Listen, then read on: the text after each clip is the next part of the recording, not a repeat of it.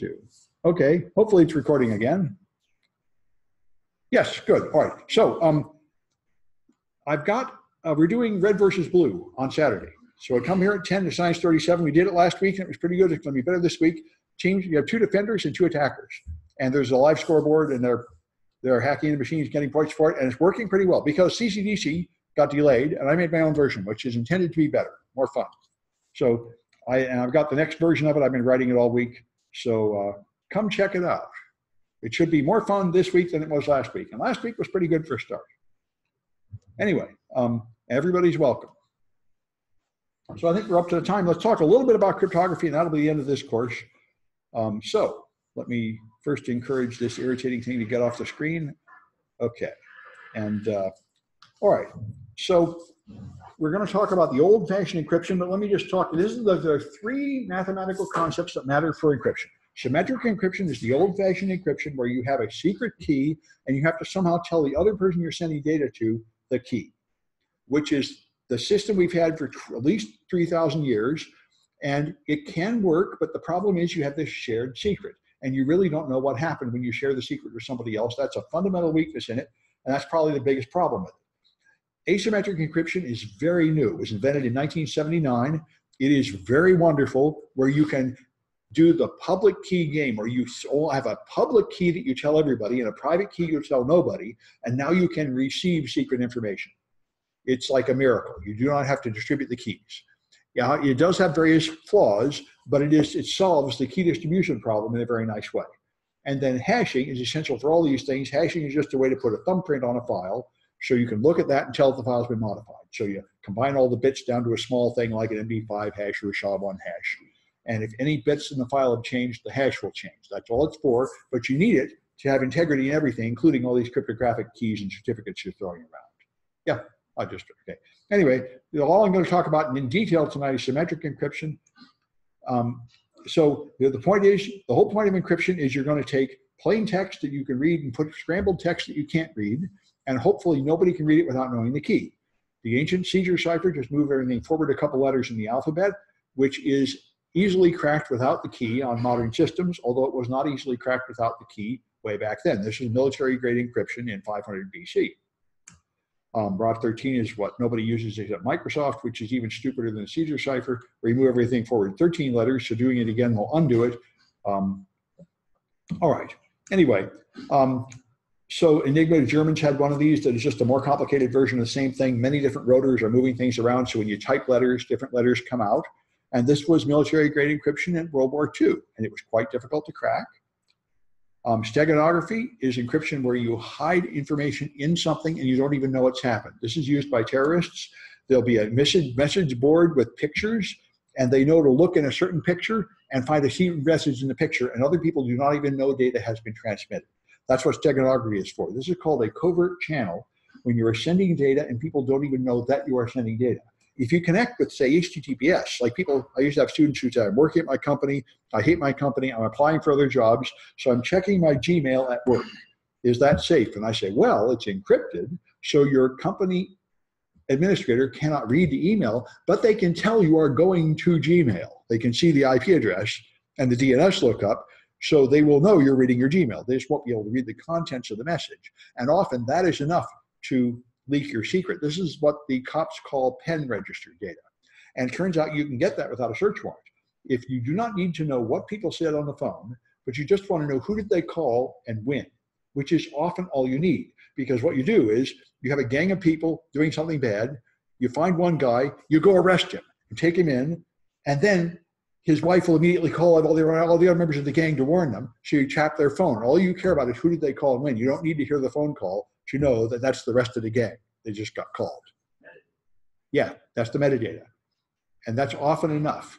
And steganography is an attempt to avoid that problem where they don't even know I'm sending a message.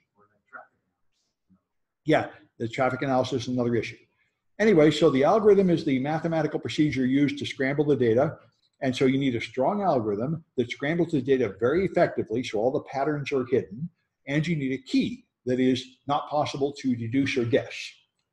So you need a large key space. An 8-bit key has 256 possible values. 24-bit key has 16 million values. A 56-bit key has 7 times 10 to the 16 values, and the 128-bit key has this other larger number of values.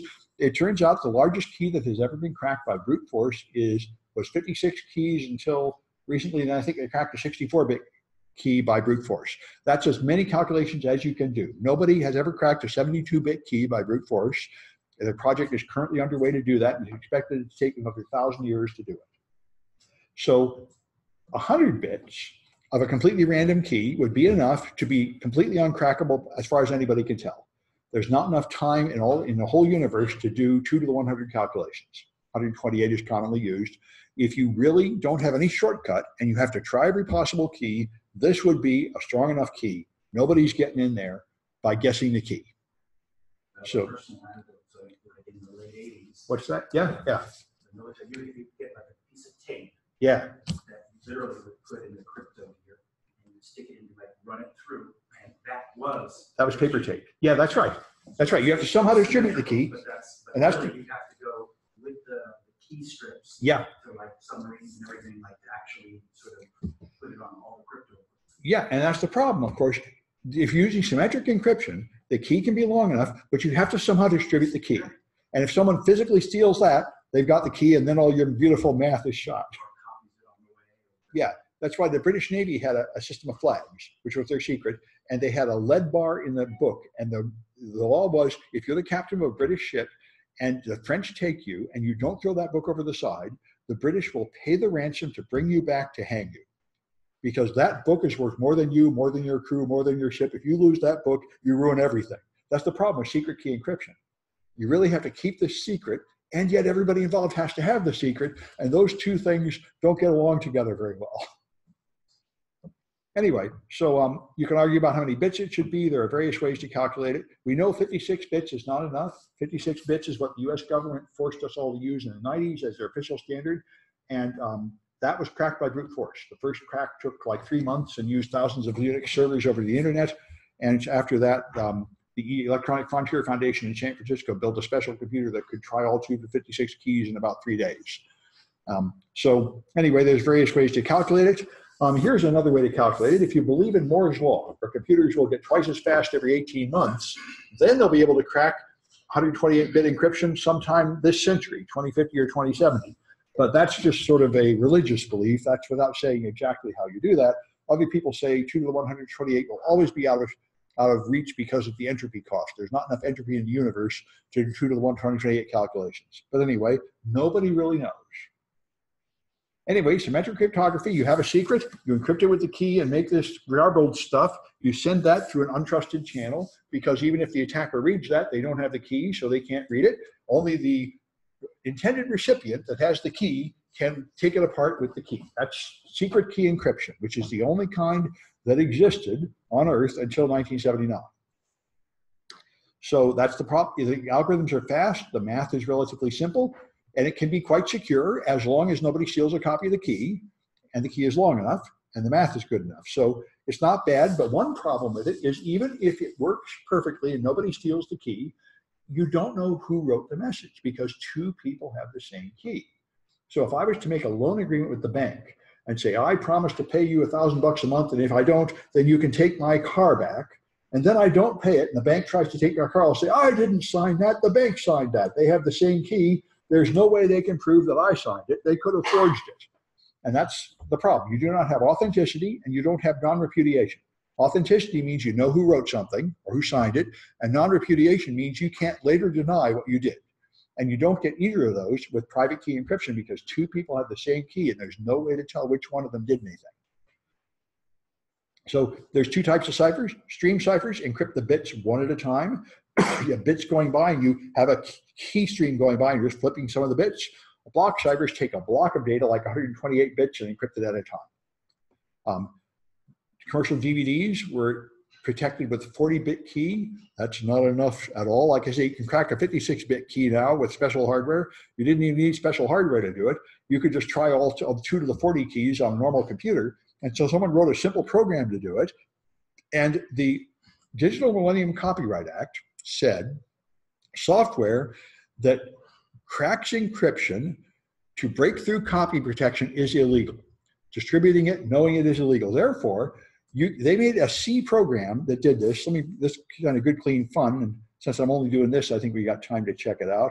If we look at 12G, we can see the illegal prime number.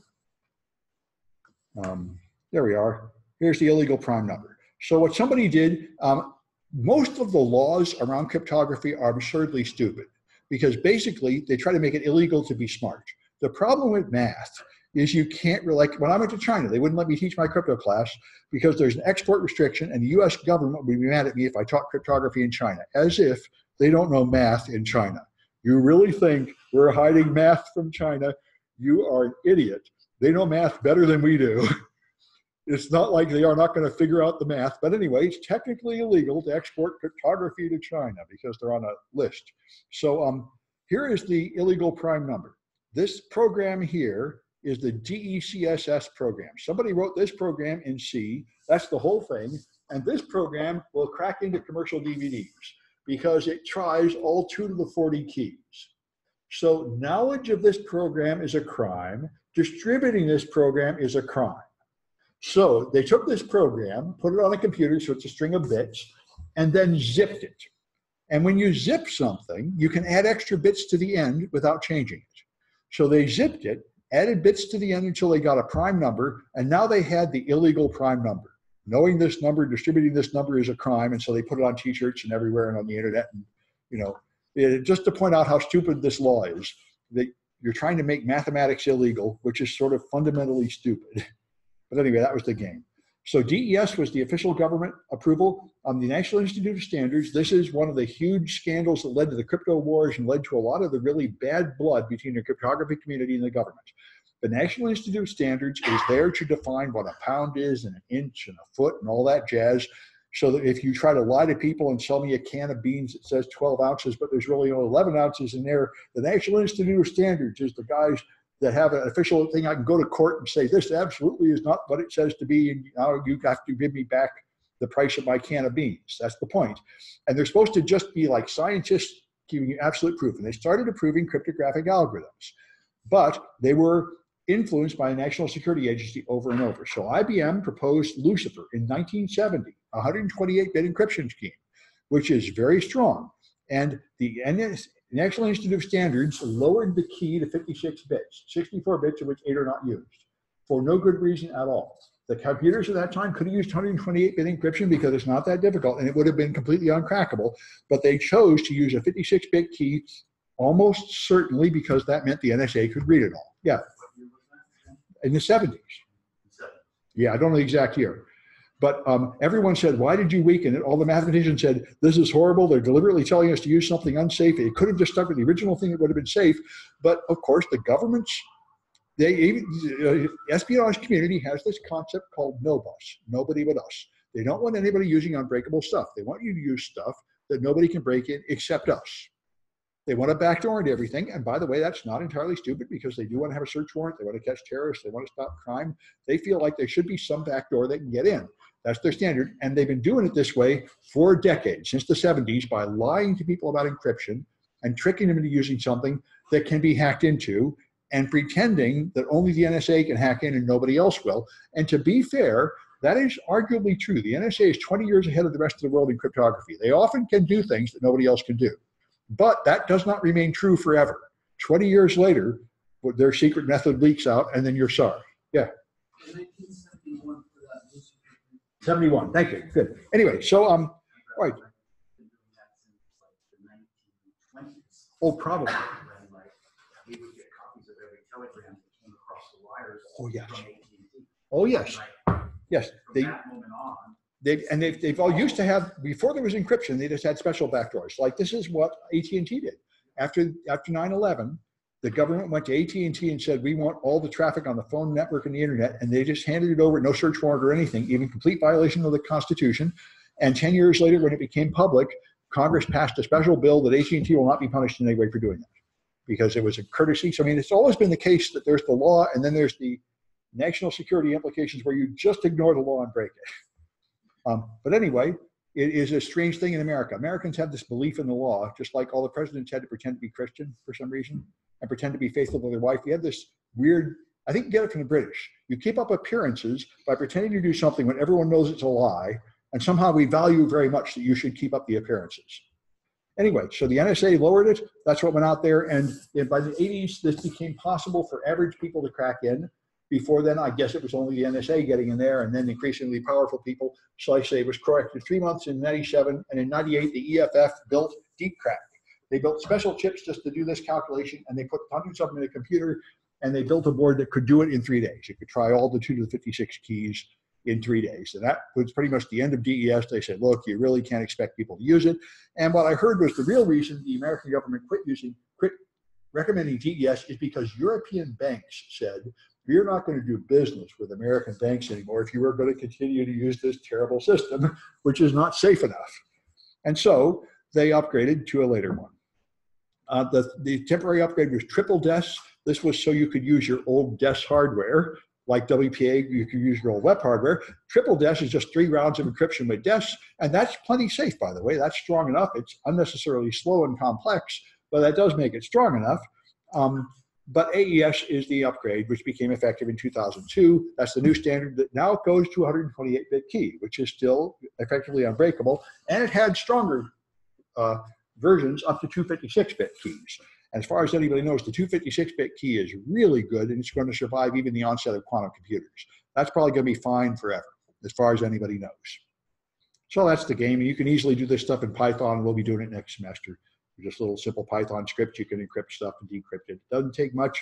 Python is very easy because other people have done all the work. All you have to do is import the cipher, then you just put in the key and scramble your stuff there. It's encrypted. Pigeon's plotting has turned into that mess. And nobody can get in there without the key, as far as anybody knows. There are, when you have these algorithms, the National Institute of Standards issues a announcement. We are trying to develop a new standard. People will please submit standards. Then people submit standards, companies and cryptographers and amateurs, and everybody writes their standard and sends it up. And then they have like a 5-year competition where people attack these standards and try to hack in. And the ones that get broken are removed. And they usually have like 5 winners or 5 last stage candidates. They pick one and call it the government standard and give it the stamp of approval. And the runners up are ones that are really quite strong but did not meet the government, did not get chosen. So people who do business with the government, like major corporations, use the official standard. People who are sort of rebellious refuse to use the official standard because they said the NSA probably poisoned it, and they use the runners up. The runners up are probably just as good, but they don't have the official stamp of approval. And that's what you have here. There's a bunch of them. There's always like 5 or 6 perfectly good routines that almost became the standard. An IDEA is one of them. Blowfish is one for Bruce Schneier, a famous cryptographer. You see him everywhere. He wrote one which is fine. That was one of the runners up, so it's probably completely fine. RC4 is the mainstream cipher that encrypts bits one at a time. It has a weakness that it is not white. You are supposed to be a white encryption routine, which means that every single byte is equally likely to happen, so the result is white noise. You scramble stuff, and it should just come out equally. Every byte should be equally probable, but RC4 is biased. It has a slight increased probability of creating the byte 127. And that means if you encrypt billions of packets, there are some patterns in the output that you can use to deduce something about the key. So this is what a whole bunch of the attacks on HTTPS are. If you can get it to do billions of chosen encryptions, you can actually determine something about the key. So it's very impractical in practice, but from a mathematical point of view, it means the encryption scheme is not really as strong as it should be. And people have pretty much abandoned RC4 because of a whole series of attacks based on that problem. So a lot of people have finally begun deprecating all the RC4-based ciphers. RC5 is an alternative, which is apparently fine. And the point of it is you can try it. This is the one where they've tried different keys. They cracked the 64-bit version by brute force, and the 72-bit version was expected to take 1,000 years, which might mean it's stupid to even do it. But remember, computers typically double in speed every 18 months. So if that happens, it will only take 30 years for computers to get 1,000 times faster. So 1,000 years might not really be 1,000 years. Anyway, that's as far as I'm going to go in this class. We'll go through all this in much greater detail next semester, but I do have one more set of cahoots, 12A here. All right. One thing I should mention is a general fact: don't invent your own cryptography. You are not smart enough. If you think you are, that just shows how stupid you are. the 10 smartest people on earth have written these cryptography, and the rest of us just need to slavishly do what they tell us. If you use these techniques correctly, your data is very safe. If you make up your own thing, it is not safe at all. And if your manufacturer of whatever you're buying will not tell you what they used, don't buy it. They should just tell you, and the answer should be one of these simple things like AES or RSA. If they invent the cryptocurrency, IOTA, invented their own encryption routines, and it was horrible. Of course. They wanted to brag about saying it was post-quantum, so they invented their own crappy encryption routine.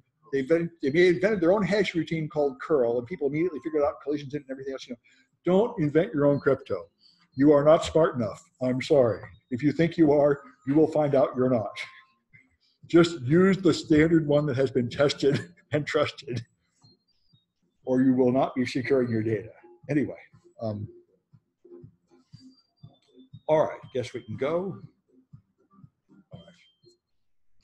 I saw somebody with the key in the lock. That's pretty cool. Anyway. Oh yeah, so which one's unsafe on this list and should not be used?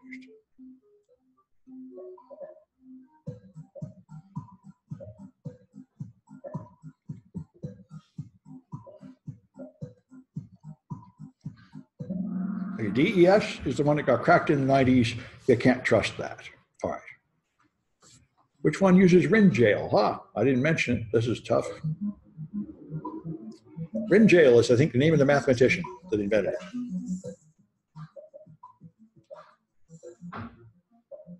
I'm probably pronouncing it horribly wrong. It's something like a Dutch name. What? It was on the slide, yeah. No, that's Ron Rivest from MIT. RIN jail, this is AES. AES is the RIN jail cipher. I think he's a cryptographer from Holland or someplace. So probably RIN jail or something is the right way to say that name. Anyway, so which system was never approved by NIST, but is still considered strong?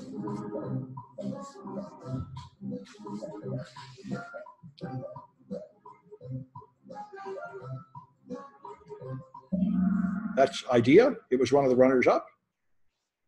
All right. And how long should a key be?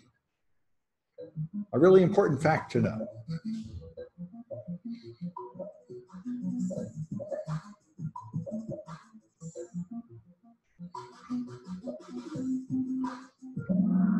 $128 is all you need. 64 and 32 are not enough. 128 bits is enough that, as far as anybody knows, that'll be uncrackable for all of our lifetimes. All right. And what is the security goal that you cannot get with symmetric encryption?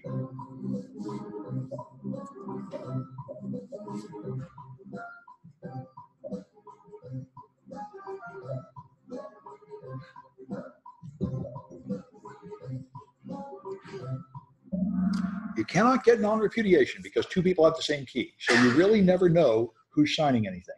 This system does not solve that problem. All right. So there's the winners, and that's the end of this course. There's nothing left but an online final, and I will go to the lab to help anybody who wants to work tonight. So Dude, Peter D, and Becky, I know who that is. With the online final, like reviewing past quizzes or it's not duplicating questions from the quizzes, but it is covering the same chapters. So I guess you could go that way. Yeah. Oh, good. All right, let me stop the share, and that'll stop the recording. And okay, and then I will